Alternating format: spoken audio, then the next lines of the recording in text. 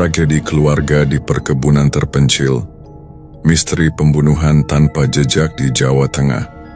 Di sebuah desa kecil bernama Cipanas, yang terletak di kaki Gunung Slamet, Jawa Tengah, ada sebuah perkebunan luas yang dikelola oleh sebuah keluarga besar.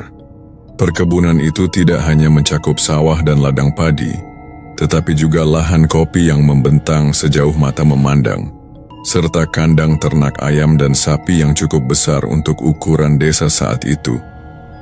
Rumah utama mereka berdiri megah di tengah-tengah area perkebunan. Bukan rumah biasa seperti milik warga desa lainnya. Ini adalah bangunan 2 lantai dengan atap genteng merah dan kayu jati asli yang kuat menahan panas dan hujan selama puluhan tahun. Dindingnya masih menggunakan bata merah tebal, dan lantainya terbuat dari ubin keramik bergaya Belanda yang sudah mulai retak-retak karena usia. Dari kejauhan, rumah itu tampak sangat tenang dan damai. Di pagi hari, kabut tipis sering menyelimuti perkebunan, membuat suasana semakin syahdu dan seperti lukisan alam yang belum tersentuh. Udara segar pegunungan bercampur aroma tanah basah dan daun kopi yang baru dipetik. Burung-burung berkicau riang, sementara para pekerja mulai berdatangan dari desa sekitar untuk membantu pekerjaan harian. Keluarga itu dipimpin oleh seorang lelaki tua bernama Pak Agus, seorang pria yang tegas namun bijaksana. Ia dulunya mantan tentara Belanda yang kemudian memilih hidup mandiri di pedesaan setelah masa kolonial berakhir. Tubuhnya masih tegap meskipun usianya sudah lebih dari 60 tahun. Matanya tajam, suaranya berwibawa, dan sikapnya selalu disiplin, hal yang dibawanya dari masa lalunya sebagai tentara. Istrinya, Bu Siti, adalah wanita yang lembut dan penuh kasih sayang. Meskipun ia tidak pernah sekolah tinggi, ia sangat cerdas dalam mengatur rumah tangga. Ia pandai memasak, menjaga kebun herbal di belakang rumah, dan bahkan sempat mengelola toko kecil di depan perkebunan, sebelum akhirnya fokus mengurus keluarga saja. Mereka memiliki 2 anak, Rina, putri sulung yang cantik dan pintar, serta Budi, adiknya yang lincah dan suka petualangan. Rina berusia sekitar 24 tahun dan punya cita-cita ingin menjadi guru. Ia sering membantu ibunya mengajar anak-anak desa di ruang tamu rumah mereka. Budi yang berusia 20 tahun lebih suka bekerja di lapangan bersama ayahnya. Ia pandai naik kuda, mengatur ternak, dan bahkan bisa memperbaiki mesin-mesin pertanian yang rusak. Di antara semua anggota keluarga yang paling lucu dan aktif adalah 2 cucu mereka, Lintang dan Dinda. Mereka adalah anak dari saudara Rina yang meninggal muda karena sakit. Setelah kedua orang tuanya tiada, Lintang dan Dinda tinggal bersama kakek dan neneknya. Lintang, si cowok kecil berusia 7 tahun, sangat penasaran dan suka bertanya banyak hal. Sedangkan Dinda, yang berusia 5 tahun, adalah gadis manis yang suka bermain boneka dan membantu neneknya menyiram bunga. Kehidupan mereka tergolong mapan dan sejahtera. Mereka punya cukup uang untuk makan enak setiap hari. Bahkan sering membagikan hasil panen kepada tetangga yang sedang kesulitan. Anak-anak desa senang datang ke perkebunan mereka karena Pak Agus dan keluarga dikenal murah hati. Kadang-kadang, Pak Agus bahkan memberikan roti dan susu gratis kepada anak-anak yang kurang mampu. Namun, meskipun keluarga ini tampak begitu sempurna, ada satu hal yang membuat beberapa orang di desa agak ragu-ragu jika diajak ke perkebunan itu. Lokasinya yang terlalu sunyi dan agak terpencil. Rumah itu berdiri sendirian di lereng gunung, jauh dari pemukiman penduduk. Hanya jalur kecil yang bisa dilalui kendaraan roda 4, dan di malam hari, suara angin yang melewati pepohonan sering terdengar seperti bisikan tak jelas. Selain itu, rumah itu juga punya cerita masa lalu yang jarang dibicarakan. Konon, tempat itu dulunya adalah bekas markas pasukan Belanda yang digunakan untuk penyelidikan rahasia. Beberapa warga desa tua pernah mendengar cerita bahwa di bawah tanah rumah itu ada lorong-lorong gelap yang tidak pernah dimasuki siapapun. Bahkan, Ada yang percaya bahwa salah satu kamar di lantai atas pernah digunakan untuk ritual aneh saat zaman penjajahan. Tapi bagi keluarga Agus, semua itu hanyalah cerita rakyat yang tidak perlu dipercaya. Mereka yakin bahwa rumah itu aman dan bahwa kehidupan mereka akan terus berjalan lancar seperti biasa. Apalagi mereka punya pembantu rumah tangga bernama Mina yang selalu setia melayani keluarga dengan baik. Mina adalah wanita paruh baya yang berasal dari desa tetangga. Ia sudah bekerja di perkebunan itu selama 5 tahun dan dikenal sebagai pembantu yang rajin dan ramah. Ia tidur di kamar kecil di bagian belakang rumah, dekat dapur. Setiap pagi ia bangun sebelum matahari terbit untuk mempersiapkan sarapan, membersihkan rumah, dan membantu Bu Siti di dapur. Sehari-hari, Minah juga ikut merawat Lintang dan Dinda. Ia sering mengajak mereka jalan-jalan kebun atau bercerita tentang legenda desa sebelum mereka tidur. Anak-anak sangat menyayangi Minah, dan kadang-kadang mereka memanggilnya nenek kedua. Pada awalnya Minah merasa nyaman bekerja di sana. Keluarga Agus baik padanya, upahnya cukup layak, dan rumah itu terasa seperti rumah kedua baginya. Tapi entah kenapa, dalam beberapa bulan terakhir, Minah mulai merasa ada yang aneh. Ada kalanya ia merasa sedang diperhatikan saat membersihkan kamar lantai atas. Ada juga malam-malam ketika ia mendengar suara langkah kaki di koridor, meskipun semua orang sudah tidur. Pernah sekali waktu, saat ia sedang menyapu lantai di ruang tengah, ia melihat bayangan hitam bergerak cepat di sudut matanya. Saat ia menoleh, tidak ada apa-apa. Minah mencoba mengabaikannya. Ia pikir mungkin itu hanya efek lelah atau khayalan semata. Lagi pula, rumah besar seperti itu pasti punya suara-suara aneh, karena struktur kayu yang sudah tua. Tapi perlahan-lahan, rasa tidak nyaman itu semakin kuat. Suatu sore, saat ia sedang menyiram bunga di halaman belakang, Minah melihat sesuatu yang membuat bulu kuduknya merinding. Sebuah pintu kecil di sudut rumah, yang biasanya tertutup rapat, terbuka sedikit. Padahal ia yakin pagi tadi pintu itu masih dikunci. Ia mendekat dengan hati-hati, tapi saat ia coba dorong, pintu itu tidak mau terbuka sepenuhnya. Dari balik celah pintu, Minah mendengar suara pelan, seperti bisikan perempuan tua yang sedang menangis. Minah langsung berlari masuk ke dalam rumah dan tidak pernah lagi mendekati pintu itu. Meski begitu, ia tidak berani cerita ke siapa-siapa. Ia takut dianggap gila atau dipecat. Lagi pula, buat apa bikin keluarga Agus cemas? Toh, semua masih terlihat normal. Setidaknya, sampai sesuatu benar-benar terjadi. Pada awalnya, Minah tidak pernah merasa ada yang aneh dengan rumah besar itu.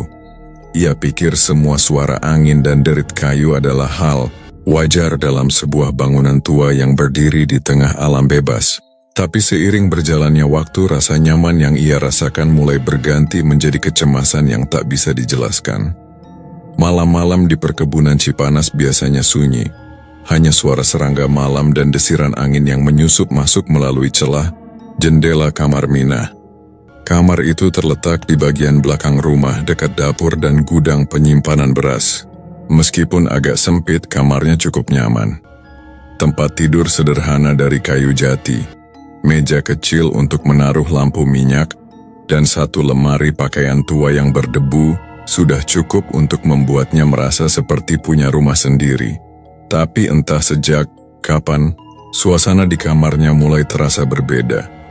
Pertama kali, ia mendengar suara langkah kaki saat jam menunjukkan sekitar pukul 2 dini hari. Langkah itu tidak keras, tapi cukup jelas. Itu bukan suara angin atau atap yang memuai karena dingin. Ini adalah langkah kaki manusia, pelan, berirama, dan bergerak dari koridor lantai atas ke arah tangga. Minah langsung bangkit dari tempat tidurnya, jantungnya berdebar kencang. Ia mencoba tenang, berpikir mungkin Pak Agus atau Budi sedang butuh sesuatu di dapur. Tapi ketika ia membuka pintu kamar, tidak ada siapa-siapa. Koridor gelap, hanya lampu redup di ujung sana menyala karena Bu Siti biasa meninggalkan cahaya kecil agar tidak tersandung jika bangun tengah malam. Ia menutup pintu lagi dan mencoba tidur. Tapi malam-malam berikutnya suara itu muncul lagi, bahkan kadang lebih dekat. Seperti langkah itu turun dari lantai atas, lalu berhenti tepat di depan kamarnya. Sampai akhirnya, suatu malam, sesuatu yang lebih menyeramkan terjadi.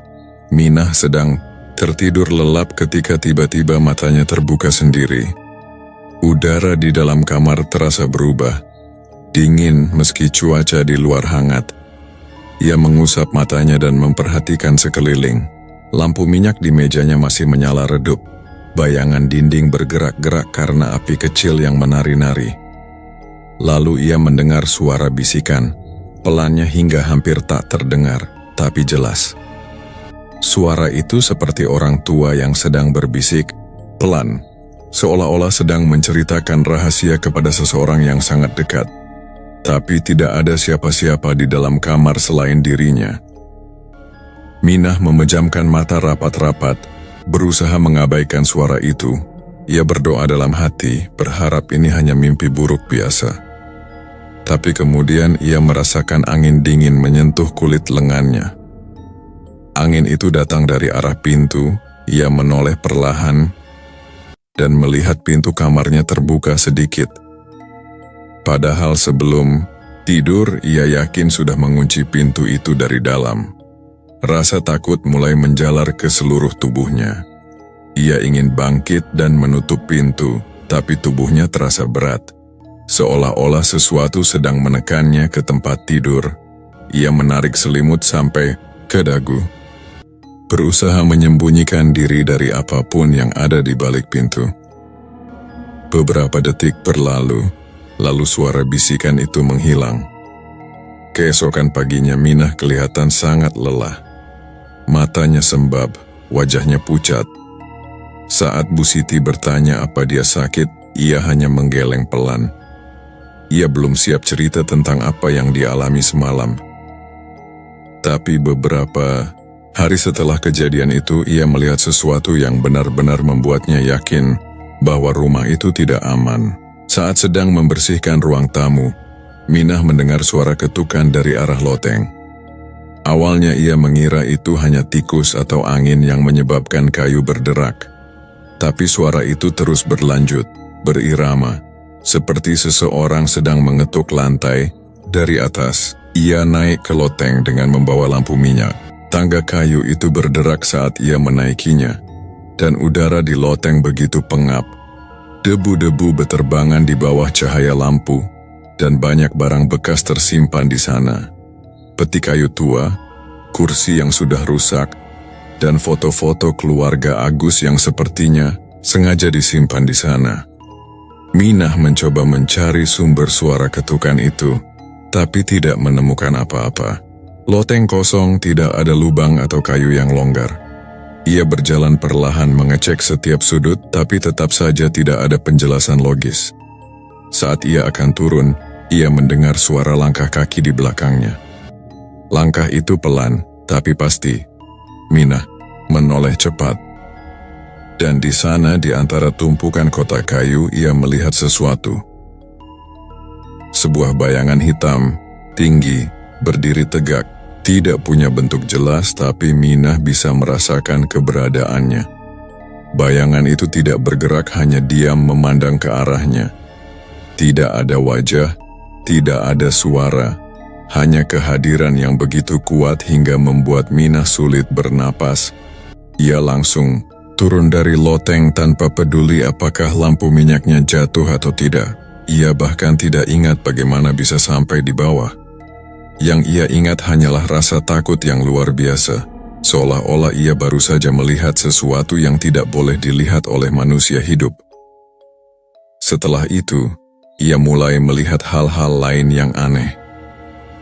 Pintu kamarnya sering terbuka sendiri meski dikunci dari dalam. Ada kalanya ia melihat bayangan hitam berjalan pelan di koridor saat malam hari. Bahkan sekali waktu saat ia sedang mencuci piring di dapur, ia mendengar suara anak kecil tertawa di lantai atas. Padahal Lintang dan Dinda sedang tidur siang di kamar mereka. Minah mencoba cerita sedikit ke Bu Siti. "Bu, saya sering dengar suara langkah kaki di lantai atas.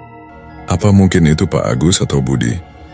Tanyanya sambil mencuci sayuran. Bu Siti tersenyum ramah. "Kamu capek ya, Min? Jangan terlalu dipikirin. Rumah kita memang besar dan tua. Kayu-kayunya pasti suka berderak sendiri." Minah mengangguk pelan, tapi tidak puas dengan jawaban itu. Ia juga mencoba cerita ke Pak Agus, tapi reaksinya lebih dingin. "Aku capek kerja di lapangan, Minah. Kamu lihat sendiri, aku jarang masuk ke dalam rumah kalau bukan untuk makan. Kalau kamu takut, istirahat aja.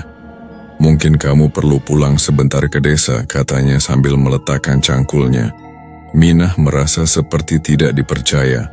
Padahal ia yakin ada sesuatu yang salah di rumah itu. Tapi ia tidak bisa berbuat apa-apa. Ia harus tetap bekerja. Gaji di sana cukup baik, dan ia tidak punya tempat lain untuk tinggal. Meskipun begitu, rasa takutnya terus bertambah. Suatu sore, saat sedang membersihkan kamar Rina, Minah melihat sesuatu yang membuatnya gemetar. Di sudut kamar ada cermin besar yang biasa digunakan Rina untuk berdandan. Cermin itu biasanya tampak bersih dan terawat. Tapi saat itu Minah melihat sesuatu yang tidak biasa.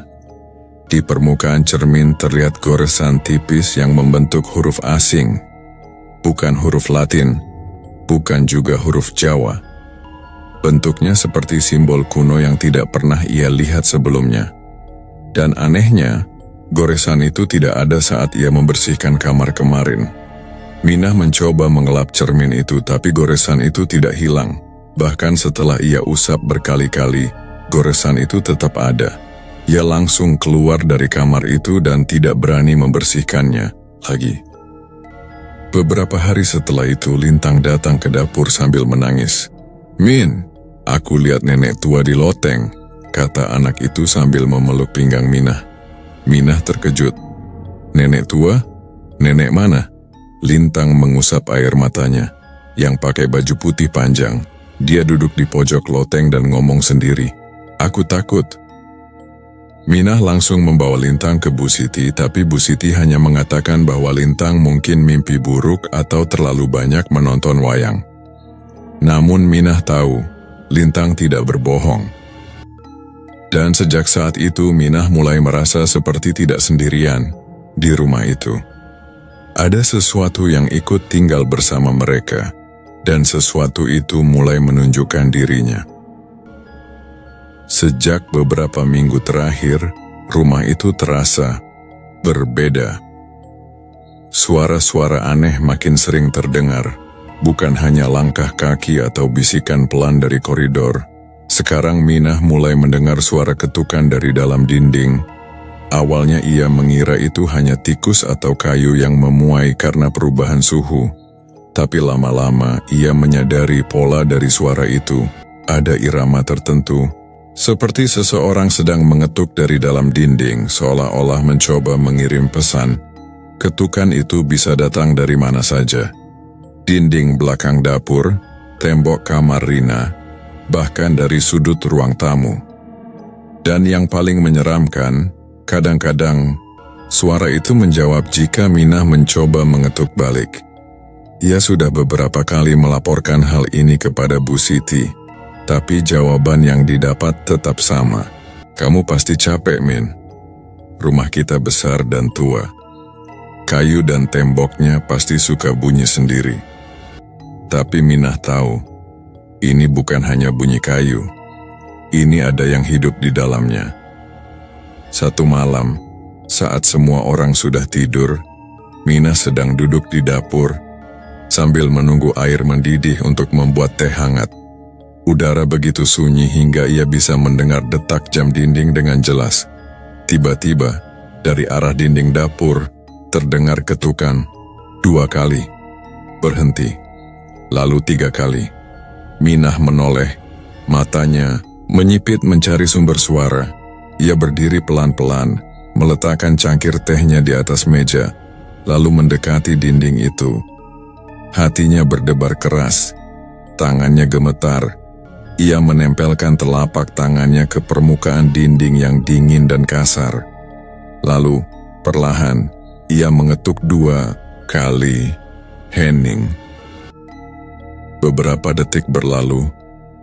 Lalu, dari dalam dinding, terdengar 3 ketukan lagi. Minah langsung mundur, napasnya tersengal-sengal. Ia merasa seperti baru saja melakukan kontak dengan sesuatu yang tidak boleh ia sentuh. Ia membasuh wajahnya dengan air dingin, lalu bergegas masuk ke kamarnya dan mengunci pintu rapat-rapat. Tapi malam itu, rasa takutnya belum berakhir. Saat ia mencoba memejamkan mata, ia mendengar bisikan pelan dari arah loteng. Suara itu sangat samar, tapi cukup jelas baginya untuk menyadari bahwa itu adalah suara perempuan tua. Isi bisikannya tidak jelas, tapi nadanya terdengar seperti sedang membujuk atau memohon sesuatu. Minah menarik selimut sampai ke dagu. Ia menutup kupingnya dengan kedua tangan, berusaha mengabaikan suara itu. Tapi semakin ia berusaha tidak mendengar, semakin keras suara bisikan itu terdengar. Bahkan sekilas ia merasa suara itu memanggil namanya, Minah, Minah. Bulu kuduknya berdiri. Ia menutup mata rapat-rapat, berdoa dalam hati tanpa henti. Tapi doa itu tidak membawa ketenangan. Justru, suasana semakin mencekam. Beberapa menit setelah bisikan itu hilang, ia mendengar suara anak kecil tertawa. Tertawa panjang, renyah, dan riang. Tapi bukan tawa yang ceria. Tawa itu terdengar aneh, seperti dibuat-buat. Seperti tawa boneka yang diputar secara otomatis. Minah tahu persis dari mana suara itu berasal. Loteng. Tempat yang ia kunjungi beberapa waktu lalu dan melihat bayangan hitam itu. Anak-anak desa memang suka bermain di sekitar perkebunan, tapi tidak ada satupun dari mereka yang akan berani naik ke loteng sendirian, apalagi malam-malam begini. Dan Lintang serta Dinda, mereka sudah tertidur pula sejak 1 jam yang lalu. Minah tidak bisa tidur malam itu. Ia duduk di ujung tempat tidur, memegang salib kecil yang ia simpan di dalam laci meja kecil. Ia terus berdoa, memohon perlindungan, memohon agar pagi segera datang. Akhirnya, matahari terbit, burung-burung berkicau, ayam-ayam di kandang mulai berkokok, dan udara pagi membawa rasa aman yang sementara. Minah keluar dari kamarnya dengan langkah ragu-ragu. Ia ingin sekali lagi memastikan apakah semua yang ia alami semalam benar-benar nyata. Ia memeriksa dinding dapur tempat suara ketukan itu berasal. Tidak ada lubang, tidak ada retakan, tidak ada tanda-tanda apapun. Ia juga pergi ke loteng meski dengan rasa takut yang masih menggema di dadanya. Lampu minyak ia bawa sebagai pencahayaan tambahan. Loteng tetap sama seperti sebelumnya, penuh dengan barang-barang bekas dan debu tebal. Tidak ada jejak kaki, tidak ada benda yang berubah posisi. Tapi Minah yakin sesuatu telah berada di sana semalam. Hari-hari berikutnya rasa takut Minah semakin menjadi-jadi. Ia tidak berani tinggal sendirian di dalam rumah. Setiap kali harus membersihkan kamar atau gudang, ia pastikan ada orang lain yang sedang berada di dekatnya. Tapi yang paling membuatnya benar-benar yakin bahwa rumah itu tidak aman adalah malam terakhirnya di sana. Saat semua anggota keluarga sudah tidur, Minah sedang duduk di kamarnya, membaca Alkitab sambil menyala-nyalakan lilin. Ia merasa lebih tenang jika ada cahaya, meskipun ia tahu cahaya tidak bisa melindungi dari segala sesuatu. Tiba-tiba, ia mendengar suara derit pintu, bukan dari luar, tapi dari dalam kamarnya sendiri. Minah menoleh cepat. Pintu kamarnya tertutup rapat, dan ia yakin sudah menguncinya dari dalam. Tapi saat ia menatap pintu itu, ia melihat pegangan pintunya bergerak pelan naik, turun, seolah-olah seseorang sedang mencoba membukanya dari luar. Minah tidak berani berteriak. Ia hanya bisa memandangi pintu itu sambil menahan napas. Pegangan, pintu terus bergerak perlahan, seolah-olah siapapun yang ada di balik pintu sedang menggodanya. Lalu tiba-tiba, pintu itu terbuka sendiri, tanpa suara, tanpa angin, tanpa langkah kaki, dan di luar tidak ada siapa-siapa. Minah langsung bangkit dari kursinya, menutup pintu dengan tangan gemetar, lalu menguncinya 2 kali lipat. Ia menarik kursi dari meja dan menahannya di bawah pegangan pintu, seolah-olah itu bisa membuatnya lebih aman. Tapi rasa takut itu tidak hilang. Ia tahu, sesuatu sedang mengamatinya. Esok paginya, Minah pergi menemui Bu Siti. "Aku minta maaf, Bu, tapi aku tidak bisa bekerja di sini lagi," katanya sambil menundukkan kepala, suaranya parau karena kurang tidur. Bu Siti terkejut. "Kenapa, Min? Kamu sakit?" Minah menggeleng. Aku nggak tahan lagi. Aku merasa ada yang nggak benar di rumah ini." "Ada sesuatu yang hidup di sini." Bu Siti menepuk bahunya dengan lembut. "Kamu pasti terlalu capek. Istirahat dulu di rumahmu. Nanti kalau sudah baik, kamu bisa kembali lagi." Tapi Minah tahu, ia tidak akan pernah kembali lagi ke rumah. Itu, setelah mengemas barang-barangnya dan pamit kepada semua anggota keluarga, Minah meninggalkan perkebunan Cipanas dengan langkah berat. Ia sempat menoleh ke belakang 1 kali, dan entah kenapa ia merasa seperti ada sosok gelap yang berdiri di balik tirai jendela lantai atas. Menatapnya, menunggunya. Minah langsung berjalan lebih cepat, sampai akhirnya ia sampai di desa dan pulang ke rumah keluarganya. Tapi rasa takut itu tidak berakhir begitu saja. Selama beberapa malam setelah itu, Minah masih mendengar suara ketukan dari dalam dinding kamarnya. Padahal ia sudah tidak tinggal di rumah itu lagi. Dan suara bisikan itu, "Minah, Minah," ia masih mendengarnya. Setiap malam, pagi itu, udara di perkebunan Cipanas terasa lebih cerah dari biasanya. Kabut yang biasa menyelimuti lereng gunung, Slamet sudah mulai menghilang, digantikan oleh sinar matahari pagi yang hangat dan lembut. Burung-burung berkicau riang di balik pepohonan rindang, sementara angin sepoi-sepoi membawa aroma tanah basah dan daun kopi yang baru saja dipetik. Tapi meskipun suasana tampak begitu damai, pekerjaan rumah tangga menjadi semakin berat sejak Minah pergi. Bu Siti harus membagi waktunya antara merawat cucu-cucunya, membantu suaminya di kebun, dan menjaga rumah besar yang tidak mudah dirawat sendirian. Anak-anak juga mulai rewel karena tidak ada lagi yang menemani mereka saat bosan atau menceritakan cerita sebelum tidur. Pak Agus, meski tidak pernah mengeluh, terlihat jelas bahwa ia merasa kehilangan sosok Minah yang selama ini sangat setia melayani keluarga dengan penuh dedikasi. Bahkan Budi, sang putra bungsu yang biasanya cuek soal urusan rumah tangga, sempat berkata pada ayahnya, "Kita butuh pembantu lagi, Pak. Rumah jadi seperti hutan." Dan akhirnya, pada tanggal 31 Maret 1922, datanglah Maria. Maria adalah wanita muda yang cantik dan memesona. Usianya sekitar 20-an dengan kulit putih bersih, rambut hitam panjang yang selalu disanggul rapi, dan senyum yang membuat siapapun yang melihatnya langsung merasa nyaman. Ia berpakaian sederhana tapi rapi. Sebuah kebaya putih polos dengan jarik batik biru tua dan sepatu kulit hitam yang masih terlihat baru.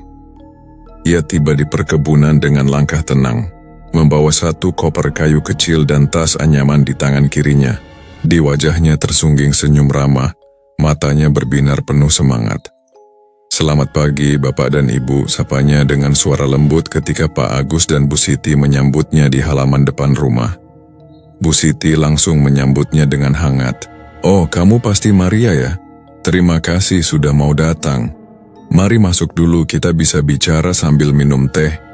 Maria mengangguk sopan, lalu meletakkan kopernya di lantai sambil melihat sekeliling dengan pandangan yang sepertinya penuh rasa hormat.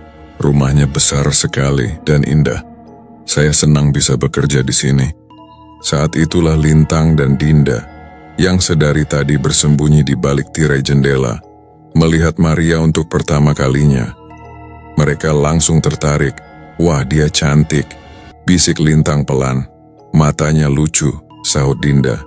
Mereka berlarian keluar, dan langsung mendekati Maria membuat si gadis muda itu tertawa kecil. Hai kalian, siapa namanya? Tanyanya sambil jongkok agar sejajar dengan anak-anak itu. Aku Lintang, dan ini adikku Dinda. Jawab Lintang cepat. Maria tersenyum hangat. Aku senang bertemu kalian.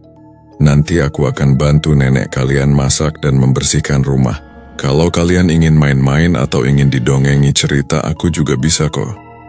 Lintang dan Dinda saling pandang, lalu tersenyum lebar. Mereka sepertinya langsung menyukai Maria. Sejak hari pertama, Maria benar-benar menunjukkan kerja yang luar biasa. Ia bukan hanya rajin, tapi juga sangat telaten. Ia bangun pagi-pagi sekali. Bahkan sebelum ayam-ayam di kandang berkokok, ia langsung mencuci piring bekas sarapan, menyapu lantai, membersihkan kamar, dan memasak makanan yang aromanya mengundang selera. Yang membuat Pak Agus dan Bu Siti benar-benar lega adalah sikap Maria yang tidak pernah mengeluh. Meskipun pekerjaannya banyak dan kadang-kadang cukup melelahkan, Maria selalu terlihat ceria. Ia sering menyanyi pelan saat bekerja, dan suaranya bagus sekali. Kamu dulunya kerja di mana, Maria? Tanya Bu Siti suatu sore saat mereka sedang duduk-duduk di teras belakang, sambil menikmati teh hangat. Maria tersenyum tipis. Di Jakarta, Bu. Tapi saya ingin cari suasana baru. Lagi pula saya suka alam dan lingkungan yang tenang. Bu Siti mengangguk. Syukurlah kamu cocok di sini. Kita memang butuh orang seperti kamu. Minah, pembantu sebelummu, baik sekali, tapi dia entah kenapa agak sensitif. Dia bilang ada yang aneh di rumah ini. Maria diam sejenak. Matanya memandang lurus ke arah kebun kopi yang membentang luas di kejauhan. Angin malam mulai bertiup, perlahan, membuat rambutnya sedikit berkibar. Lalu ia berkata pelan, ada banyak hal di dunia ini yang tidak bisa dijelaskan dengan akal sehat, Bu. Tapi bukan berarti itu tidak nyata. Bu Siti terdiam. Jawaban itu terdengar bijaksana, tapi ada sesuatu dalam nada suara Maria yang membuatnya agak ragu. Entah kenapa ia merasa Maria bukan hanya sekadar wanita muda yang ingin tinggal di desa dan hidup tenang. Tapi ia tidak menyelidiki lebih jauh. Ia hanya tersenyum dan berkata, ya, semoga kamu betah di sini. Beberapa hari setelah Maria mulai bekerja, semua anggota keluarga merasa hidup mereka lebih ringan. Pekerjaan rumah kembali teratur, makanan selalu tersedia tepat waktu, dan anak-anak selalu terlihat ceria karena Maria rajin menemani mereka bermain dan menceritakan cerita. Tapi ada satu hal yang membuat Bu Siti sedikit gelisah.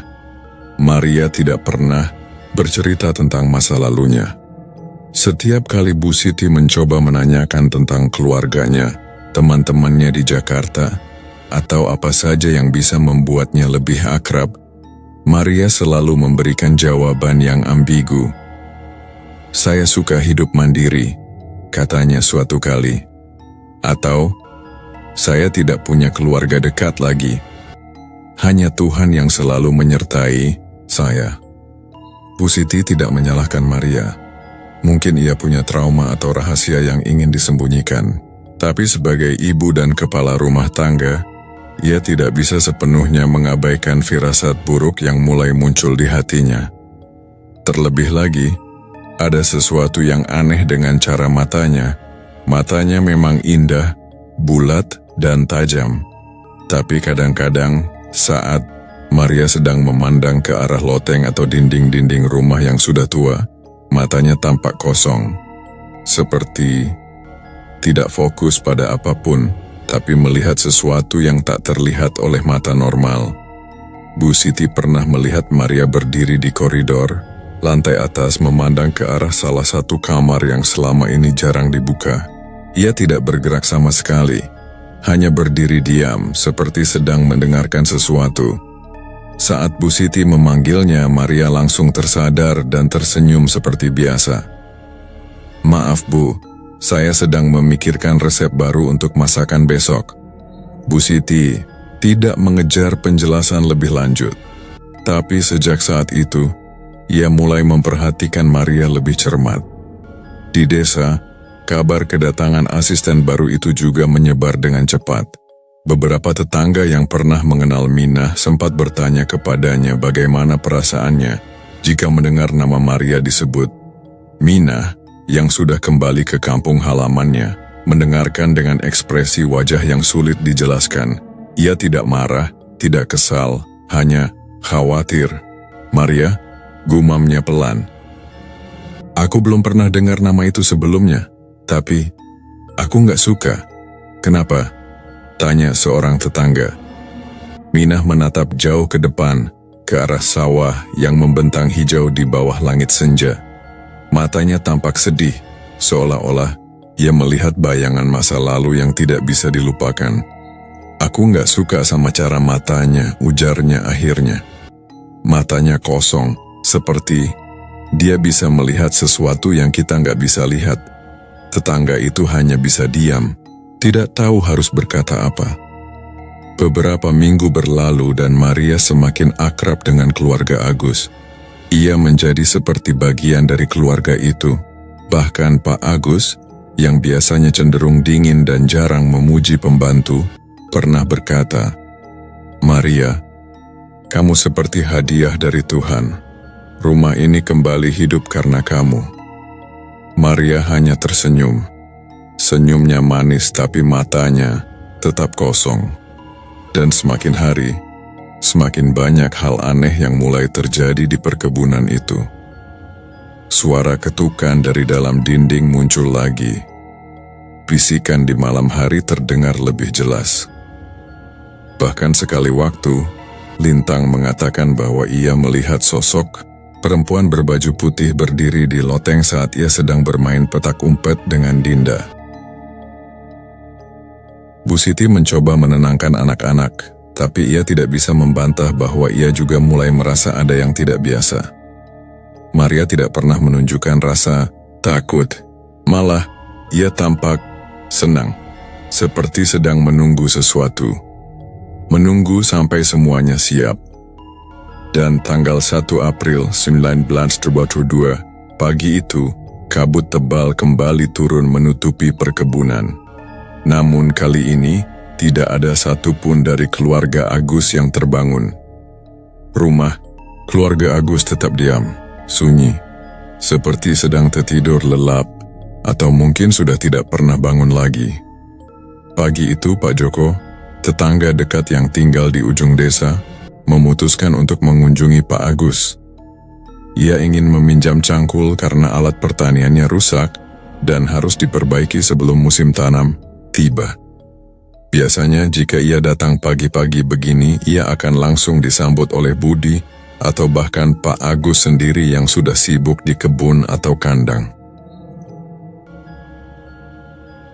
Tapi hari ini, tidak ada siapapun yang kelihatan.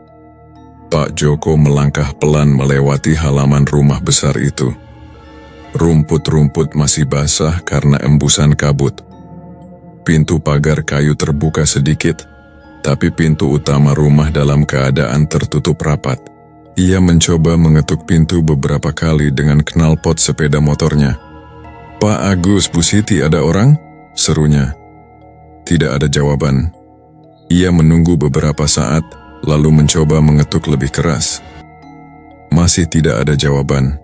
Bahkan dari dalam rumah, tidak terdengar suara langkah kaki, suara anak-anak bermain, atau bahkan derit lantai kayu yang biasa terdengar kalau seseorang sedang berjalan di dalam rumah. Pak Joko mulai merasa aneh.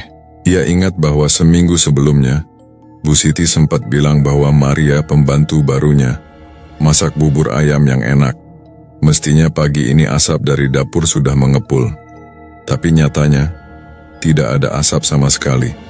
Padahal cuaca cukup dingin untuk ukuran pagi di lereng gunung. Pak Joko mencoba mengintip melalui jendela di samping rumah. Tirai tipis menutupi pandangan sepenuhnya.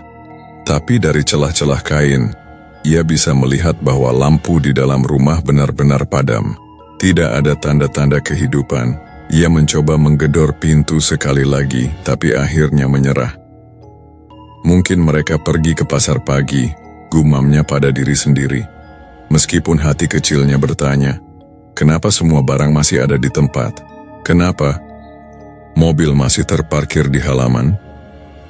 Sementara itu, beberapa jam kemudian, Albert Hofner, seorang teknisi mesin dari kota, tiba di perkebunan. Ia dikirim oleh toko alat pertanian di Purwokerto untuk memperbaiki salah satu traktor tua milik keluarga, Agus, yang katanya mogok sejak 2 minggu lalu. Albert adalah pria paruh baya yang biasa bekerja cepat dan efisien. Ia membawa kotak perkakasnya dan langsung menuju area gudang di belakang rumah tempat traktor itu disimpan. Ia heran karena biasanya, kalau ada teknisi datang, pasti ada yang menyambut, minimal hanya untuk memberikan penjelasan singkat tentang masalah yang dialami. Tapi kali ini, tidak ada siapapun. Tidak ada Budi yang biasa membantunya mengangkat mesin. Tidak ada Pak Agus yang datang untuk memastikan pekerjaan berjalan lancar. Tidak ada Maria yang biasa membawakan teh hangat. Albert mencoba mengabaikan rasa tidak nyaman yang mulai menjalar di dadanya. Mungkin mereka sedang sibuk, pikirnya. Atau mungkin pergi sebentar. Ia mulai bekerja sesuai instruksi yang diberikan via surat dari Bu Siti beberapa hari sebelumnya. Setelah memeriksa kondisi mesin, Albert menyimpulkan bahwa masalah utama ada pada sistem pengapian. Ia mulai membongkar bagian yang rusak dan menggantinya dengan spare part baru yang ia bawa dari kota. Proses itu memakan waktu hampir 4 jam, dan selama itu, tidak ada satupun anggota keluarga yang kelihatan. Tidak ada suara dari dalam rumah. Tidak ada bayangan dari balik jendela. Tidak ada suara langkah kaki. Hanya sunyi. Saat jam menunjukkan pukul 1 siang, Albert sudah selesai. Ia membersihkan tangannya dengan kain lap bekas dan memasukkan semua perkakasnya kembali ke dalam kotak. Ia melihat jam tangannya, lalu menoleh ke arah rumah besar itu. Masih tidak ada tanda-tanda kehidupan. Ia memutuskan untuk pergi ke depan dan mengetuk pintu utama, sekadar untuk memberitahu bahwa pekerjaannya selesai. Tapi saat ia mendekati pintu, ia merasa bulu kuduknya berdiri. Udara di sekitarnya terasa sangat dingin. Padahal matahari sudah cukup tinggi. Dan entah kenapa, bau amis mulai tercium dari arah dalam rumah. Bau yang tidak menyenangkan, bau darah. Albert ragu-ragu. Ia bukan orang yang mudah takut, tapi instingnya sebagai teknisi yang sering bekerja di daerah pedesaan membuatnya waspada. Ia mengetuk pintu beberapa kali. Pak Agus, Bu Siti, saya sudah selesai kerja. Masih tidak ada jawaban. Akhirnya, Albert memutuskan untuk pulang. Ia mencatat nomor telepon kontak keluarga Agus dan berniat menelepon mereka nanti dari kantor. Tapi sepanjang perjalanan pulang, ia tidak bisa menghilangkan rasa tidak nyaman yang terus mengganggunya. Dan ketika ia sampai di kota, ia langsung menceritakan keanehan itu kepada temannya, seorang sopir truk. Aku nggak suka suasana di sana, kata Albert. Seperti kosong. Tapi rasanya seperti ada sesuatu yang mengawasi aku dari dalam rumah. Teman itu hanya tersenyum. Kamu pasti capek, Al. Mungkin kamu cuma mikirin kerjaan aja. Tapi Albert tidak yakin begitu. Beberapa hari berlalu dan Tetap saja tidak ada kabar dari keluarga Agus. Tidak ada yang muncul di pasar desa. Tidak ada yang mengambil surat dari pos. Tidak ada asap dari dapur. Tidak ada suara dari dalam rumah. Warga desa mulai curiga, termasuk Pak Joko, yang akhirnya memutuskan untuk melaporkan keanehan itu kepada kepala desa. Saya khawatir kepala desa. Sudah lebih dari 5 hari mereka tidak kelihatan. Saya juga bicara sama Albert, teknisi yang datang ke sana. Dia bilang, rumah itu benar-benar sepi. Bahkan dia merasa tidak nyaman. Kepala desa mendengarkan dengan serius. Ia tahu keluarga Agus adalah keluarga baik dan tidak pernah menghilang begitu saja. Kalau mereka pergi, pasti ada pemberitahuan. Ia lalu mengutus 2 pemuda desa untuk pergi ke perkebunan itu dan memastikan semuanya baik-baik saja. 2 pemuda itu, Harry dan Dedi, tiba di lokasi sekitar pukul 10 pagi. Cuaca cerah, tapi angin dingin dari gunung tetap menusuk kulit. Saat mereka sampai di halaman rumah besar itu, mereka langsung merasa sesuatu tidak beres. Pintu rumah terkunci dari dalam.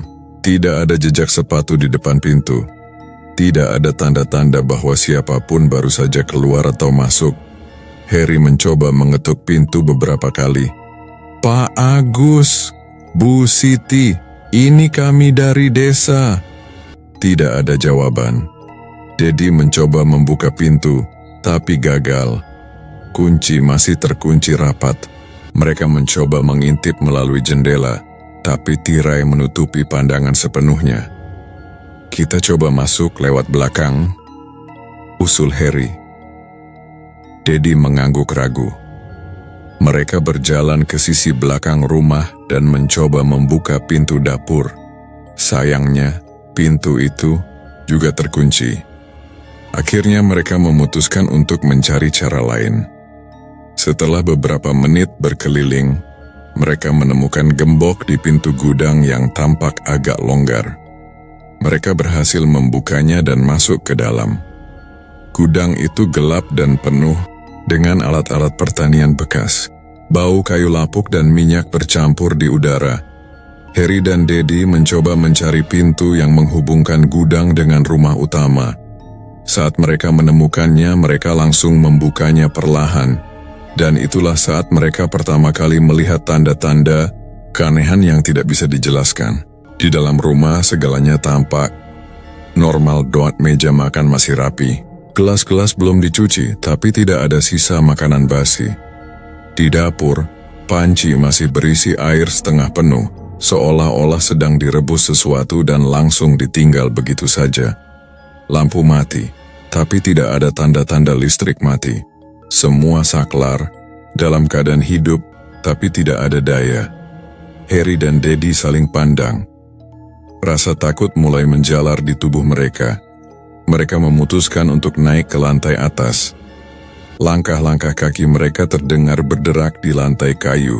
Udara di lantai atas lebih dingin, lebih pengap. Harry menyalakan senter dari ponselnya dan mulai memeriksa satu persatu kamar. Kamar Budi, kosong. Tempat tidurnya rapi. Kamar Rina, tidak ada tanda-tanda bahwa pemilik kamar pernah meninggalkan tempat itu. Baju masih tersusun rapi di lemari. Buku-buku berserakan di atas meja. Kamar Lintang dan Dinda. Kasur masih berada di tempat. Boneka dan mainan masih tersusun rapi di pojok ruangan. Tapi tidak ada tanda-tanda bahwa anak-anak itu pernah bangun dari tidur mereka. Dan akhirnya, kamar itu terkunci dari dalam. Harry mencoba mengetuk pintu. Ada orang? Tidak ada jawaban. Dedi mencoba mendorong pintu, tapi tidak berhasil. Ya akhirnya, mereka memutuskan untuk menjebol pintu itu menggunakan kayu panjang yang mereka ambil dari gudang. Pintu terbuka, dan apa yang mereka lihat di dalam membuat mereka terdiam dalam ketakutan. Kamar itu kosong, tapi semua cermin di dalam kamar itu pecah. Potongan-potongan kaca berserakan di lantai. Cermin di meja rias, cermin di dinding, bahkan cermin kecil di kamar mandi. Semuanya hancur, tapi tidak ada tanda-tanda perkelahian. Tidak ada darah. Tidak ada apapun. Hanya kaca pecah. Dan di dinding belakang tempat tidur, ada goresan aneh. Bukan huruf Latin. Bukan huruf Jawa.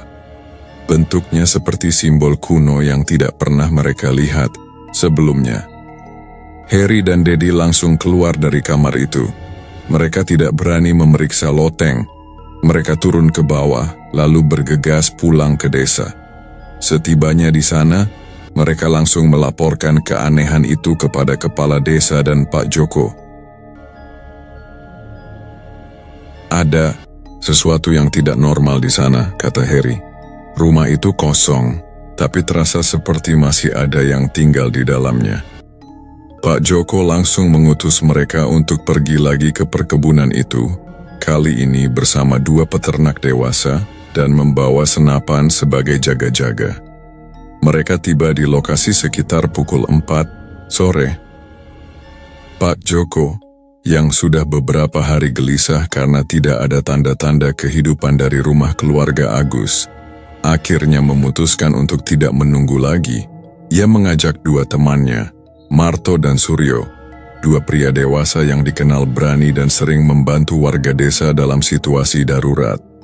Kita harus pergi ke sana, kata Pak Joko dengan suara rendah saat mereka berkumpul di halaman belakang rumahnya. Sudah seminggu lebih mereka tidak kelihatan. Albert bilang rumah itu sepi. Harry dan Daddy juga bilang aneh. Kita nggak bisa tinggal diam. Marto dan Suryo mengangguk. Mereka juga mendengar cerita-cerita aneh tentang suasana di rumah besar itu. Tapi sebagai orang dewasa mereka tidak ingin langsung percaya pada bisikan atau firasat buruk. Mereka ingin melihat sendiri. Dengan langkah pasti, ketiganya berjalan kaki menuju perkebunan Cipanas. Jalanan sempit dan berbatu membuat langkah mereka agak lambat, tapi tekad mereka tetap kuat. Di sepanjang jalan, angin dingin bertiup perlahan, membawa aroma tanah basah dan daun kopi yang baru dipetik oleh pekerja desa pagi ini. Setelah 1 jam berjalan, mereka sampai di lokasi. Rumah besar itu tetap seperti biasa, megah, sunyi, dan tertutup rapat. Pintu utama terkunci. Tirai di semua jendela tertutup rapat. Tidak ada asap dari cerobong dapur meskipun udara cukup dingin. Bahkan mobil keluarga Agus masih terparkir di halaman, seperti sedang menunggu pemiliknya pulang. Pak Joko mengetuk pintu beberapa kali. Pak Agus, Bu Siti, ada orang? Tidak ada jawaban. Ia mengetuk lebih keras. Masih tidak ada jawaban. Marto mencoba mendorong pintu tapi gemboknya masih terkunci. Ia lalu mencari cara lain. Kita coba masuk lewat belakang saja. Kalau mereka sedang sakit atau sesuatu, kita bisa bantu. Mereka pun berjalan ke sisi belakang rumah. Di sanalah letak pintu dapur yang biasanya selalu terbuka jika Maria sedang bekerja. Tapi kali ini, pintu itu juga terkunci. Harry bilang mereka menjebol gembok gudang. Kita coba cari pintu lain, usul Suryo. Setelah beberapa menit mencari, mereka menemukan pintu gudang di sisi timur rumah.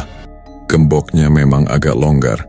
Marto menggunakan batu besar untuk mematahkan gembok itu, lalu mereka berhasil masuk ke dalam gudang. Itu gelap dan penuh dengan alat-alat pertanian bekas.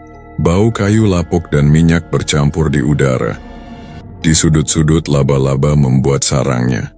Lampu gantung di langit-langit tidak menyala. Mereka mencari pintu yang menghubungkan gudang dengan rumah utama.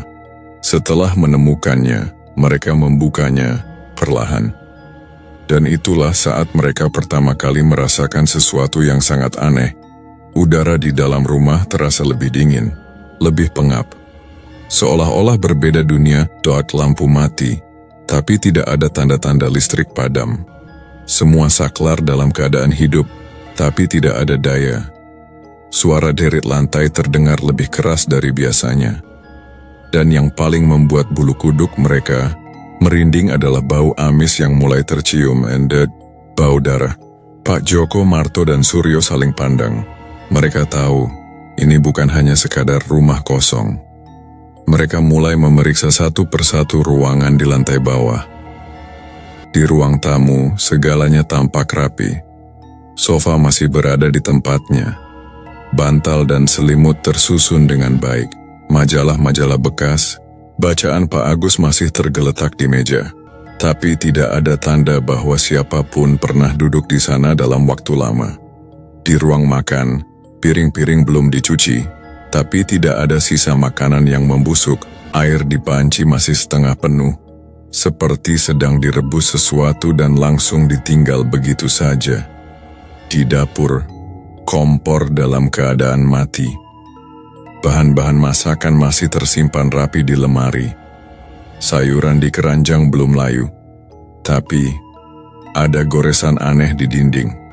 Seperti goresan kuku manusia, panjang, lurus, dan berdarah-darah. Namun tidak ada darah di lantai. Tidak ada tanda-tanda pergolakan. Hanya goresan itu. Mereka tidak berani bertanya apa-apa. Mereka hanya melanjutkan penyelidikan. Setelah memastikan tidak ada siapapun di lantai bawah, mereka naik ke lantai atas. Langkah-langkah kaki mereka terdengar berderak di lantai kayu. Udara di lantai atas bahkan lebih dingin. Suryo menyalakan senter dari ponselnya dan mulai memeriksa satu persatu kamar. Kamar Budi, tempat tidurnya rapi. Sepatu dan baju masih tersusun di lemari. Tapi tidak ada tanda bahwa pemilik kamar pernah keluar dari kamarnya. Kamar Rina, meja belajarnya penuh dengan buku dan catatan. Pensil masih berada di tempatnya. Tapi tidak ada tanda bahwa ia pernah membuka buku itu. Kamar Lintang dan Dinda, boneka dan mainan masih tersusun rapi. Kasur masih berada di tempat. Tapi anak-anak itu tidak ada. Tidak ada jejak sandal, tidak ada suara, tidak ada tanda bahwa mereka pernah bangun. Dan akhirnya, kamar Maria Det, kamar itu terkunci dari dalam. Pak Joko mengetuk pintu. Ada orang? Ini kami dari desa. Tidak ada jawaban. Marto mencoba mendorong pintu tapi tidak berhasil.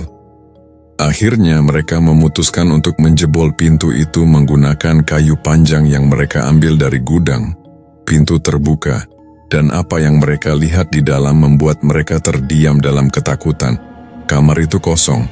Tapi, semua cermin di dalam kamar itu pecah. Potongan-potongan kaca berserakan di lantai. Cermin di meja rias, cermin di dinding, bahkan cermin kecil di kamar mandi. Semuanya hancur. Tapi tidak ada tanda-tanda perkelahian. Tidak ada darah. Tidak ada apapun. Hanya kaca pecah. Dan di dinding belakang tempat tidur, ada goresan aneh. Bukan huruf Latin. Bukan huruf Jawa. Bentuknya seperti simbol kuno yang tidak pernah mereka lihat sebelumnya. Pak Joko langsung keluar dari kamar itu. Ia tidak berani memeriksa loteng. Mereka turun ke bawah, lalu bergegas pulang ke desa. Setibanya di sana, mereka langsung melaporkan keanehan itu kepada kepala desa dan Pak Joko. Ada sesuatu yang tidak normal di sana, kata Marto. Rumah itu kosong, tapi terasa seperti masih ada yang tinggal di dalamnya. Pak Joko langsung mengutus mereka untuk pergi lagi ke perkebunan itu. Kali ini bersama 2 peternak dewasa dan membawa senapan sebagai jaga-jaga. Setelah beberapa kali gagal mendapatkan jawaban dari dalam rumah, Pak Joko, Marto, Suryo, dan 2 peternak lainnya, Teguh dan Rudi, memutuskan untuk memeriksa area gudang dan kandang ternak. Mereka membawa senter dan senapan sebagai jaga-jaga, meskipun mereka semua tahu, senapan mungkin tidak akan berguna melawan sesuatu yang tidak bisa dilihat oleh mata manusia biasa. Area gudang terletak di belakang rumah utama, agak terpisah dari bangunan utama. Gudang itu dulunya digunakan untuk menyimpan alat-alat pertanian, jerami untuk pakan ternak, serta bahan makanan cadangan. Pintu kayu besar itu sedikit terbuka, seolah-olah sengaja dibiarkan begitu. Mereka masuk dengan hati-hati. Senter menyala menerangi kegelapan dalam ruangan yang penuh dengan debu dan aroma kayu lapuk.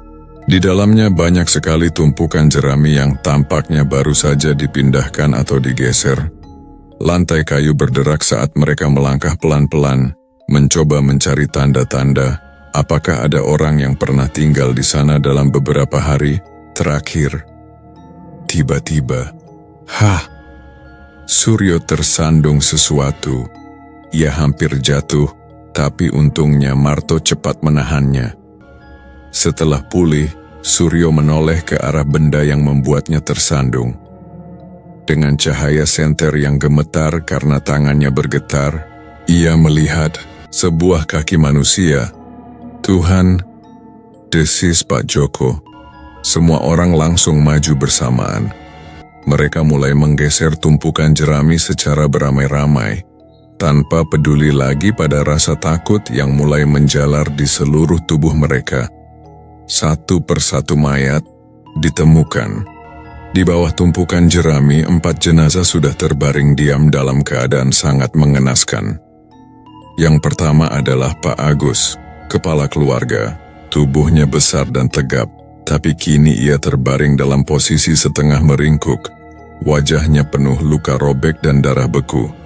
Matanya terbuka, menatap kosong ke langit-langit gudang.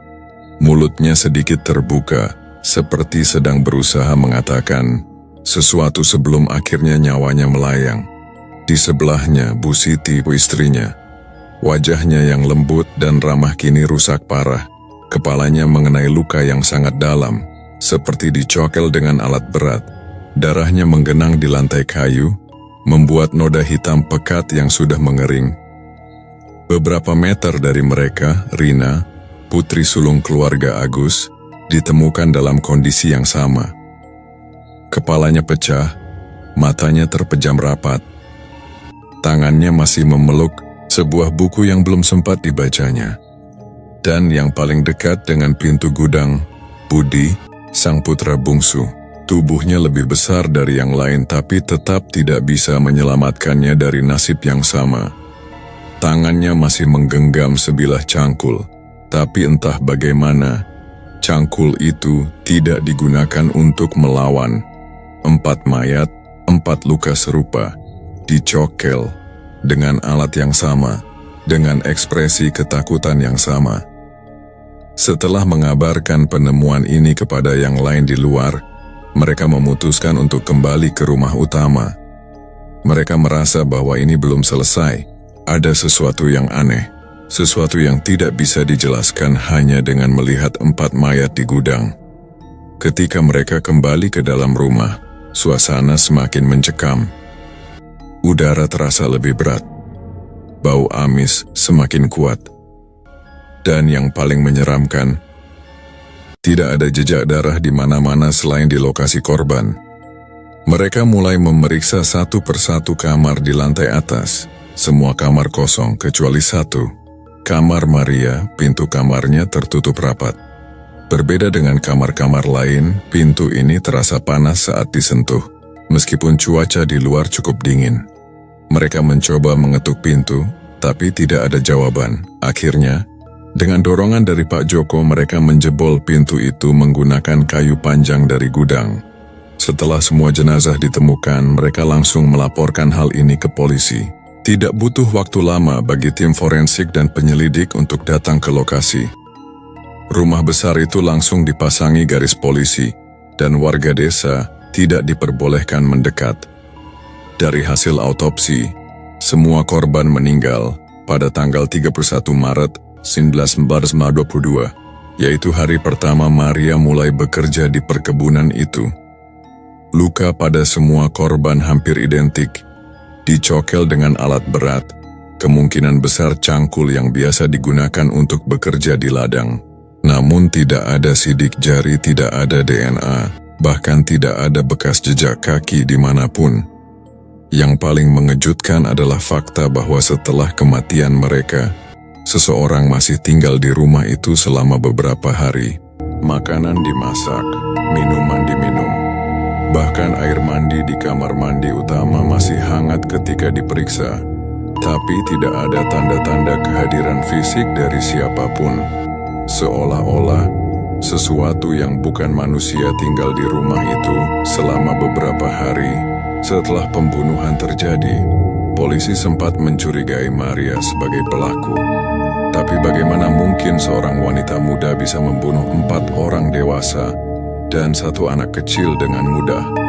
Lagi pula, dia sendiri juga tewas. Selain itu, dari catatan medis, Maria tidak memiliki riwayat gangguan mental atau kekerasan. Ia dikenal sebagai wanita yang tenang, ramah, dan sangat telaten. Namun, setelah melakukan investigasi lebih lanjut, polisi menemukan catatan aneh tentang masa lalu Maria. Ia pernah tinggal di sebuah biara di daerah Jawa Barat selama beberapa bulan sebelum menghilang tanpa jejak. Biarawati yang mengenalnya mengatakan bahwa Maria sering berbicara dengan dirinya sendiri dan melihat sesuatu yang tidak bisa dilihat oleh orang lain.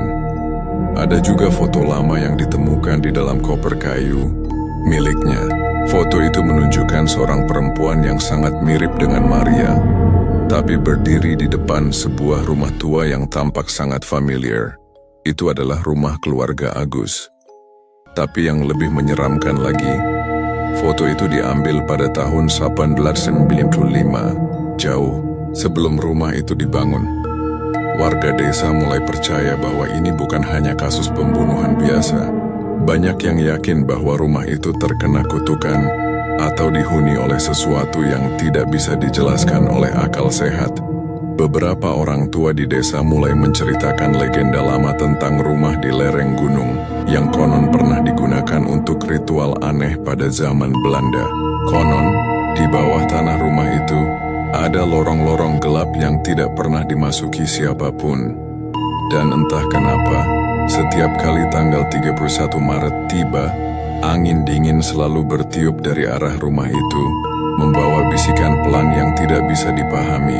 Tim forensik, penyelidik kejahatan, serta beberapa petugas lokal turun dengan ekspresi serius.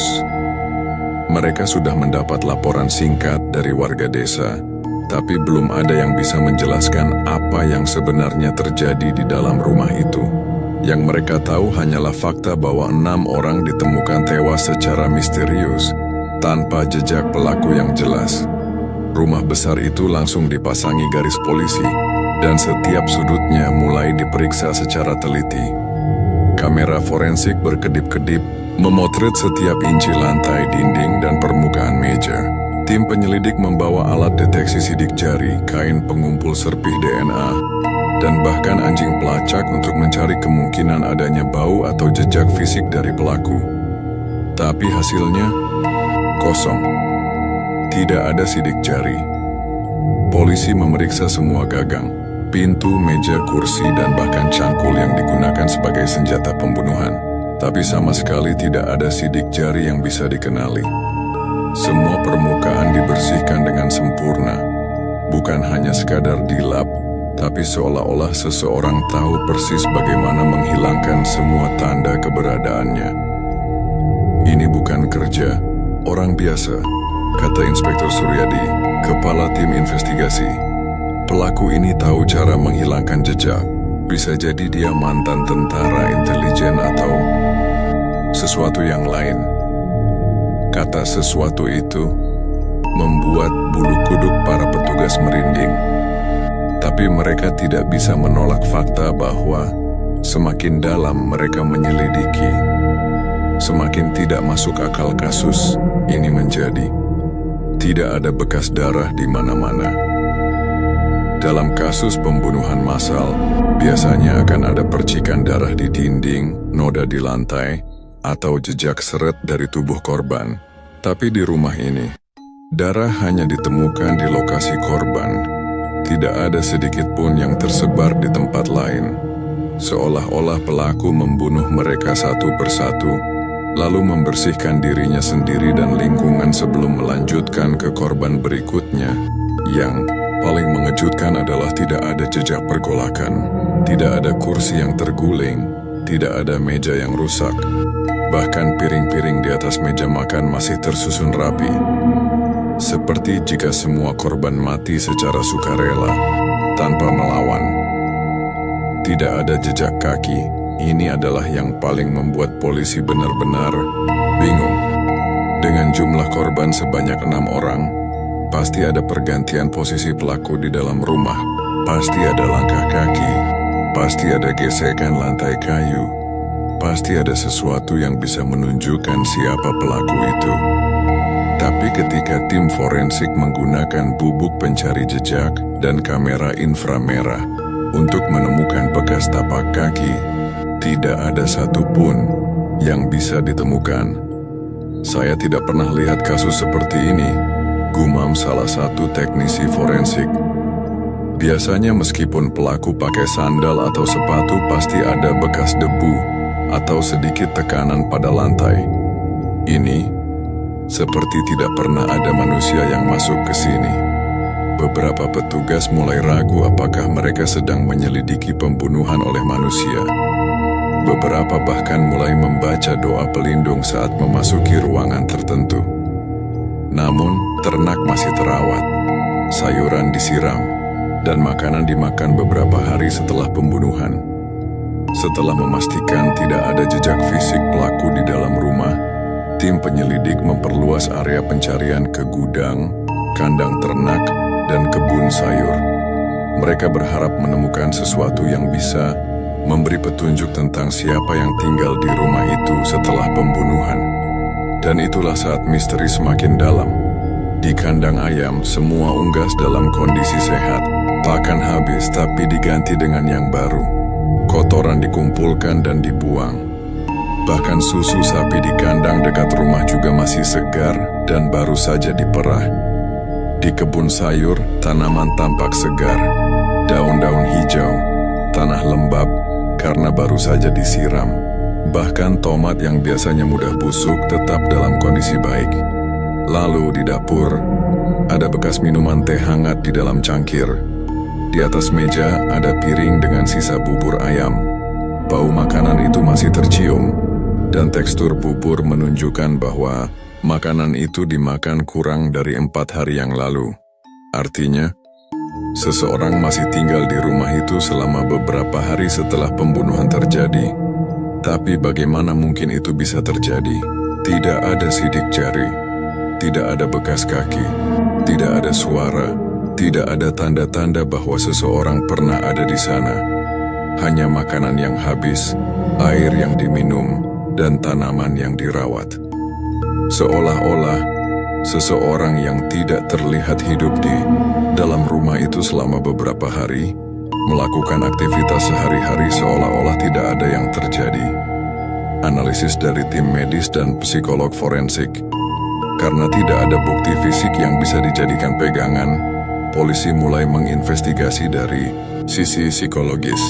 Mereka meminta bantuan ahli psikologi forensik untuk menganalisis kemungkinan pelaku memiliki gangguan mental atau skizofrenia parah yang membuatnya bisa menghilangkan jejak dengan sempurna. Namun hasilnya tetap nihil. Kalau ini ulah manusia, kata Dr. Maria Indriani, psikolog forensik yang ditugaskan dalam kasus ini, maka kita sedang berhadapan dengan pembunuh paling cerdas yang pernah saya temui. Ia tahu cara menghindari kamera, menghindari sensor, dan bahkan sepertinya tahu waktu kematian setiap korban. Ia melanjutkan, tapi yang paling aneh adalah tidak ada motif. Keluarga ini dikenal baik, tidak ada konflik internal, tidak ada musuh. Bahkan pembantu barunya Maria dikenal ramah dan tidak pernah menunjukkan perilaku aneh sebelumnya. Alibi kuat dari semua orang yang dicurigai. Selama beberapa minggu, polisi memanggil semua orang yang pernah datang ke perkebunan itu dalam beberapa bulan terakhir, termasuk Mina, mantan pembantu yang meninggalkan pekerjaan karena merasa ada yang aneh. Albert Hofner, teknisi mesin yang datang pada tanggal 1 April Pak Joko, tetangga yang pertama kali curiga. Bahkan Harry dan Dedi, dua pemuda desa yang pertama kali masuk ke rumah setelah keluarga menghilang. Semua orang memiliki alibi kuat. Minah berada di rumah keluarganya sejak minggu sebelum pembunuhan. Albert sedang bekerja di kota lain saat tanggal 31 Maret. Pak Joko, Harry, dan Dedi bersaksi bahwa mereka tidak pernah masuk ke rumah sampai beberapa hari setelah pembunuhan terjadi. Satu-satunya orang yang tidak bisa diverifikasi alibinya adalah Maria, tapi ia juga ditemukan tewas bersama korban lainnya. Lagi pula, bagaimana mungkin seorang wanita muda bisa membunuh 5 orang dewasa dan 1 anak kecil tanpa ada tanda pergolakan, petunjuk yang tidak masuk akal. Meskipun tidak ada bukti fisik, polisi menemukan beberapa hal yang membuat mereka semakin yakin bahwa kasus ini tidak bisa dijelaskan dengan logika manusia biasa. Pertama, catatan lama tentang rumah itu. Dari arsip, desa rumah tersebut dulunya adalah bekas markas pasukan Belanda yang digunakan untuk penelitian rahasia. Konon, di bawah tanah rumah itu ada lorong-lorong gelap yang tidak pernah dimasuki siapapun. Kedua, goresan aneh di kamar Maria. Polisi berhasil memindai goresan itu dan mengirimnya ke ahli simbolologi di Jakarta. Hasilnya mengejutkan. Goresan itu adalah simbol kuno dari ritual penyembahan roh penjaga gunung yang dulu digunakan oleh penduduk asli sebelum kedatangan Belanda. Ketiga, foto lama yang ditemukan di dalam koper Maria. Foto itu menunjukkan seorang perempuan yang sangat mirip dengannya, berdiri di depan rumah yang sama, tapi dengan tanggal 18/5 tertulis di pojok foto. Tanggal itu puluhan tahun sebelum rumah itu dibangun. Polisi mulai mengumpulkan bukti dari setiap orang yang pernah mendekati atau datang ke perkebunan itu dalam beberapa minggu terakhir. Mereka memeriksa mantan pembantu, teknisi mesin tetangga dekat, bahkan warga desa yang sering lewat di jalan menuju rumah besar itu. Setiap orang dicurigai, tapi hasilnya selalu sama. Semua orang punya alibi kuat. Mina, mantan pembantu yang sempat merasa aneh dengan suasana rumah itu, bisa dibuktikan sedang berada di rumah keluarganya sendiri saat pembunuhan terjadi. Ia tinggal di desa tetangga dan dikunjungi oleh saudaranya setiap hari. Bahkan tetangganya bisa bersaksi bahwa Mina terlihat sangat ketakutan dan tidak pernah keluar rumah selama beberapa hari sebelum dan sesudah tanggal 31 Maret. Dia bilang dia nggak mau kembali ke rumah itu, kata salah satu tetangga kepada polisi. Katanya matanya kosong, seperti dia bisa lihat sesuatu yang kita nggak bisa lihat. Albert Hofner, teknisi mesin dari Purwokerto, juga memiliki alibi yang tidak bisa dibantah. Pada tanggal 1 April, ia memang datang ke perkebunan untuk servis traktor, tapi ia tidak masuk ke dalam rumah. Ia bekerja di gudang belakang selama hampir 4 jam, lalu langsung pulang karena merasa suasana di sana tidak nyaman. Ia sempat mencatat nomor telepon kontak Pak Agus dan berniat menelepon nanti, tapi akhirnya tidak pernah melakukannya. Polisi memeriksa catatan panggilan ponsel Albert dan menemukan bahwa ia benar-benar tidak pernah menelepon siapapun dari lokasi itu. Pak Joko, tetangga dekat yang pertama kali curiga, juga bisa dibuktikan tidak terlibat. Ia sedang mengurus ladang jagung miliknya pada tanggal 31 Maret dan ditemani oleh 2 pekerja lapangan. Setelah itu ia baru datang ke perkebunan itu pada tanggal 2 April, ketika semua korban sudah tidak bernyawa. Begitu juga dengan Harry dan Dedi, 2 pemuda desa yang pertama kali masuk ke rumah setelah keanehan terjadi. Mereka hanya sampai di pintu utama dan tidak pernah masuk ke dalam rumah sampai beberapa hari setelah pembunuhan terjadi. Semua orang yang dicurigai memiliki alibi yang kuat dan tidak bisa dibantah. Tidak ada satupun dari mereka yang bisa disalahkan. Dan itu membuat polisi semakin bingung. Awalnya mereka sempat mencurigai bahwa ini adalah pembunuhan massal yang dilakukan oleh salah satu anggota keluarga. Mungkin Pak Agus, mungkin Budi, mungkin Maria. Tapi setelah memeriksa rekam jejak dan hubungan antar anggota keluarga, polisi tidak menemukan tanda-tanda konflik apapun. Keluarga Agus dikenal harmonis. Tidak ada perceraian, tidak ada perseteruan, warisan, tidak ada hutang besar. Tidak ada konflik internal yang bisa memicu pembunuhan. Bahkan anak-anak seperti Lintang dan Dinda tidak pernah terlibat pertengkaran serius dengan orang tua mereka. Dari catatan medis, tidak ada indikasi gangguan mental atau depresi berat pada salah satu dari mereka. Bahkan Maria, sang pembantu baru, dikenal sebagai wanita yang tenang dan ramah. Ia tidak pernah menunjukkan perilaku aneh sebelumnya, tidak pernah mengeluh tentang tekanan mental, dan tidak pernah meninggalkan surat wasiat atau pesan aneh apa. Pundot polisi bahkan meminta keterangan dari biarawati di sebuah biara di daerah Jawa Barat, tempat Maria pernah tinggal beberapa bulan sebelumnya.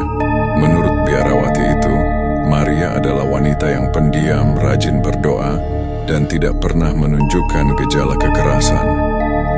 Dia sering berbicara dengan dirinya sendiri, kata salah satu biarawati. Tapi itu lebih karena ia suka bermeditasi dan berdialog dengan Tuhan. Kami tidak pernah melihat dia marah atau melakukan hal-hal aneh. Satu-satunya hal yang membuat polisi ragu adalah foto lama yang ditemukan di koper kayu Maria. Foto itu menunjukkan seorang perempuan yang sangat mirip dengannya berdiri di depan rumah keluarga Agus. Tapi foto itu bertanggal 18 dan 1995, jauh sebelum rumah itu dibangun. Namun, yang paling membuat bulu kuduk petugas merinding adalah catatan investigasi forensik tentang kondisi rumah. Saat tim penyelidik memeriksa setiap sudut rumah, mereka menemukan bahwa seseorang masih tinggal di sana selama beberapa hari setelah pembunuhan terjadi. Air mandi di kamar mandi utama masih hangat ketika diperiksa. Di atas meja dapur ada bekas minuman teh hangat di dalam cangkir. Di dalam lemari pendingin, susu dan sayuran masih segar, tapi jumlahnya berkurang. Di ruang baca, sebuah buku tersisa di tengah halaman, seolah-olah pembacanya baru saja pergi sejenak dan akan kembali lagi. Tapi yang paling menyeramkan, tidak ada jejak fisik sama sekali. Tidak ada sidik jari, tidak ada bekas darah, tidak ada serpih DNA, tidak ada jejak kaki, tidak ada suara. Tidak ada tanda-tanda bahwa seseorang pernah ada di sana. Seolah-olah sesuatu yang bukan manusia tinggal di rumah itu selama beberapa hari setelah pembunuhan terjadi. Polisi mulai mempertimbangkan kemungkinan lain. Mereka menghubungi paranormal, ahli sejarah, dan bahkan dukun lokal dari desa-desa sekitar. Mereka ingin tahu apakah ada legenda atau kutukan yang terkait dengan rumah itu. Dan ternyata ada.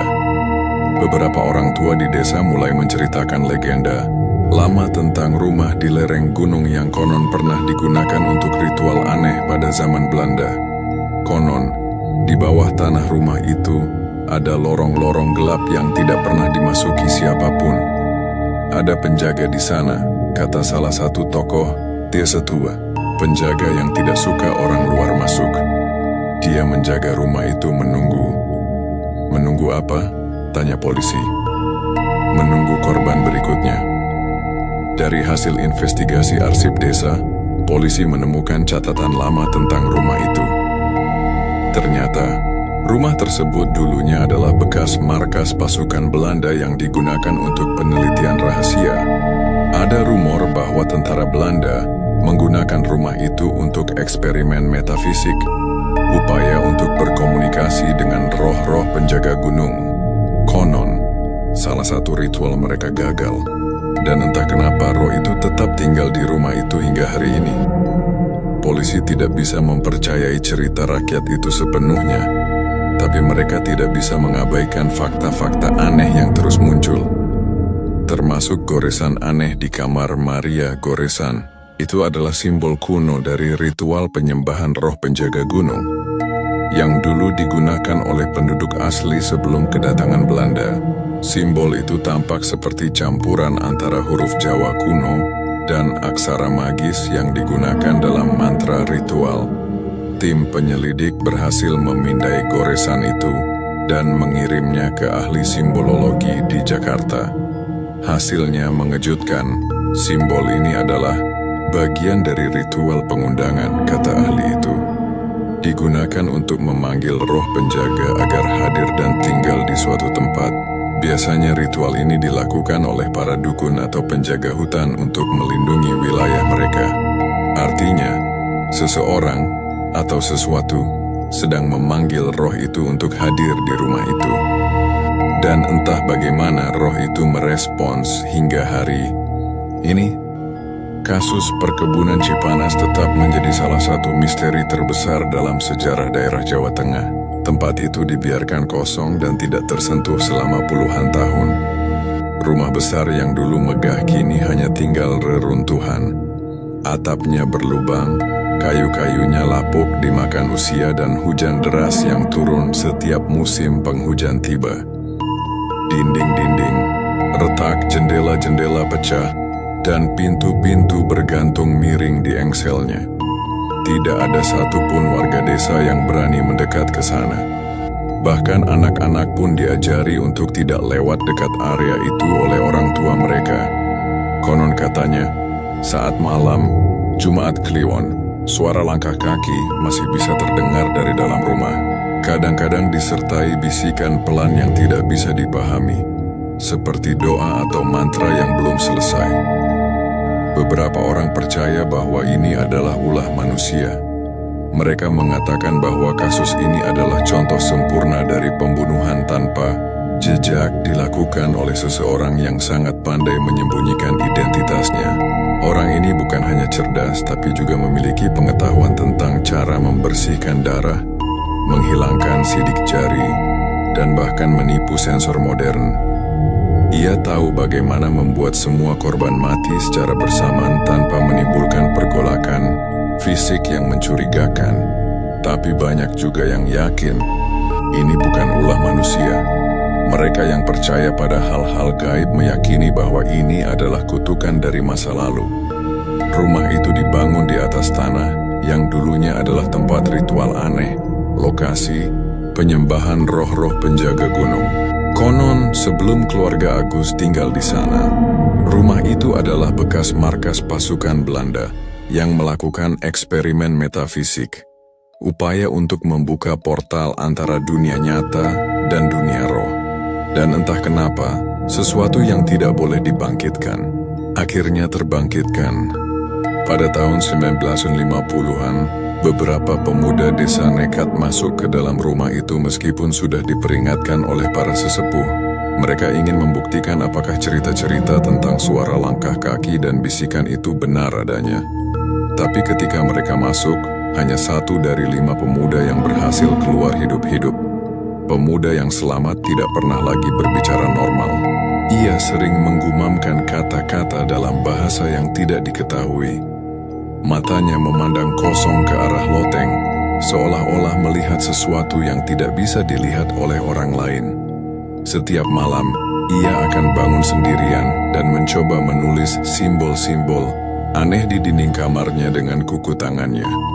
Akhirnya, keluarganya memutuskan untuk membawanya ke biara di Bandung, tempat ia tinggal sampai akhir hayatnya.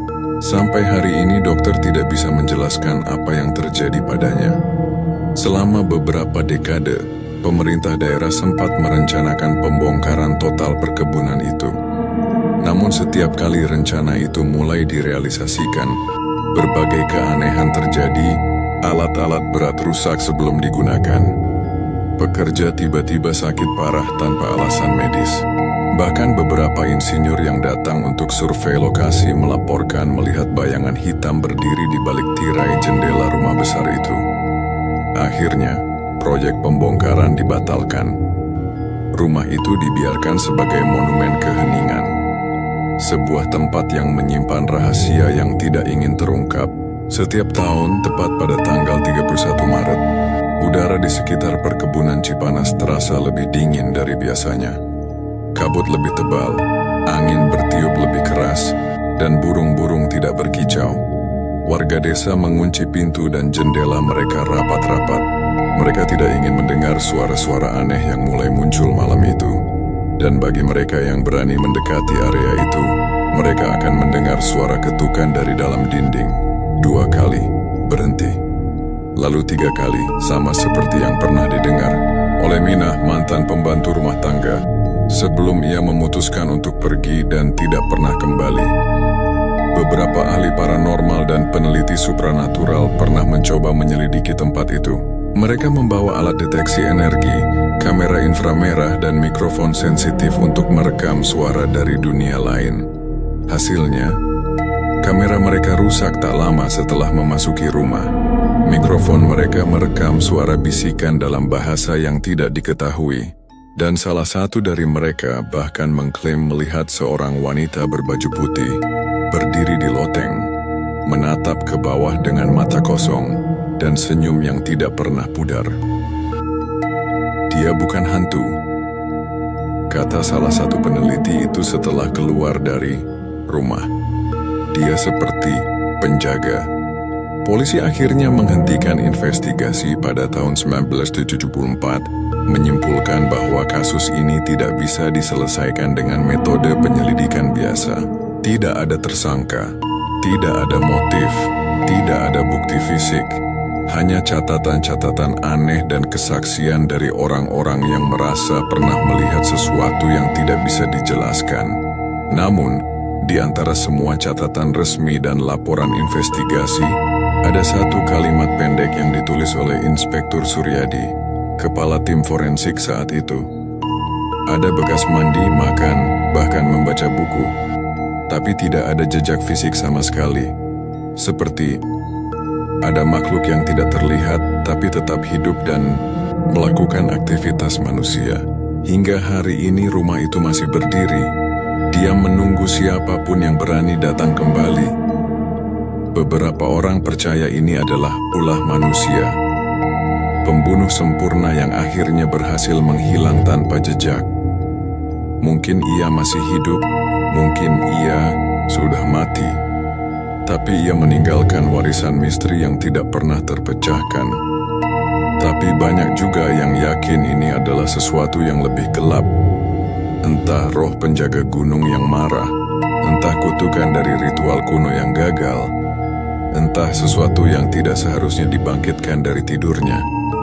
Yang pasti, perkebunan Cipanas tidak pernah benar-benar kosong, dan jika kamu berani mendekatinya, siapa tahu kamu mungkin akan mendengar suara ketukan dari dalam dinding, atau bahkan seseorang akan menjawab jika kamu mengetuk balik. Apakah kamu percaya ini adalah ulah manusia atau sesuatu yang lebih gelap?